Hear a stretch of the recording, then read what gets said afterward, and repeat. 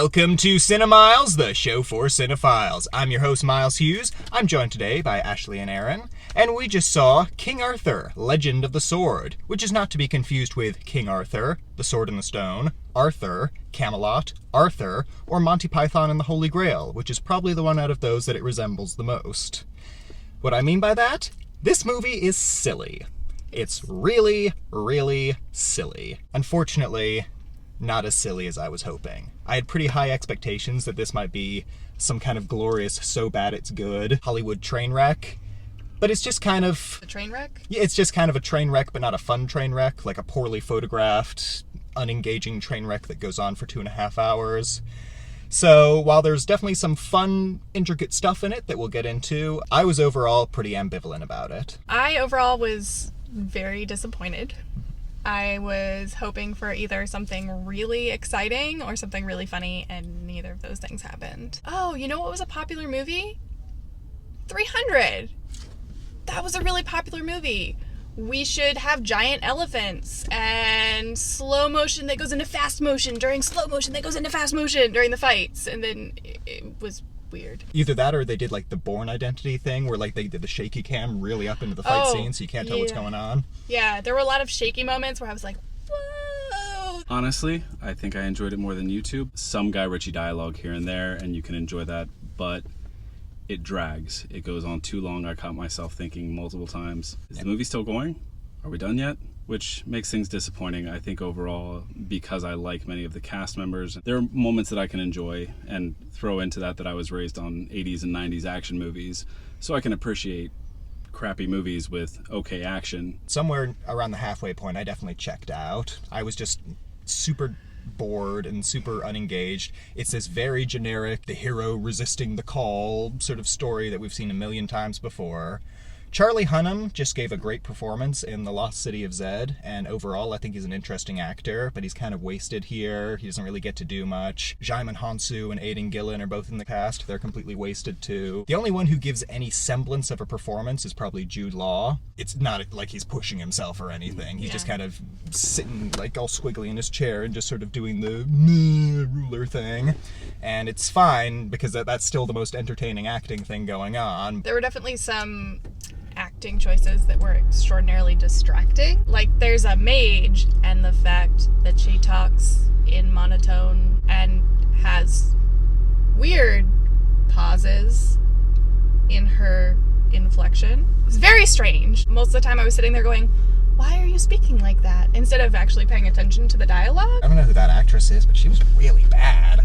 Like, just oof. Like, I don't like to crap talk actors if I don't have to, but she was oof. Going off your point, there were definitely some Guy Ritchie isms in the movie. There were a handful of scenes that literally felt like they could have been lifted from Snatch or Lock, Stock, and Two Smoking Barrels, where it became about like the London street life, which is of course something that totally makes sense to put in a King Arthur movie. I actually did like the way they did the montages, where like you'd have characters talking about a scene as it was unfolding and sort of cutting back and forth. I thought that was kind of fun. I wish there was a bit more stuff like that. If there had been more artistic flourishes, I think it would have been more engaging, but I don't think Guy Ritchie's heart was really in it. He only seemed sort of half interested in the film he was making. There's some of the dialogue where you're like, oh, this is period, and then all of a sudden we're like in the modern age, and they're telling you to go something, like, and you're like, oh, okay. Perhaps if it had been more Guy Ritchie and less fantastical. It seems all the action movies, especially if they're based on some kind of myth or legend, they have to have these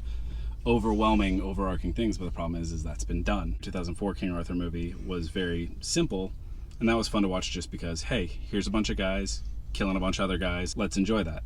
This one, if it had had more of the Guy Ritchie dialogue, more of the fight scenes, like you said, when they happened as they were being discussed, I enjoyed that a great deal. At first, the giant elephants that towered the entire city seemed interesting, but when an elephant demolishes an entire bridge leveling thousands of soldiers and then stops to let out some soldiers so they can fight the other ones, it's kind of what little rationality should exist in a movie like this is already gone. Well, there's so much CGI, and there's so many, like, creatures. Like, there's, like, the weird wood tree things. I didn't understand the wood tree things, and I didn't understand the enlarged animals. Probably the most consistent thing in the movie were, like, giant CGI animals.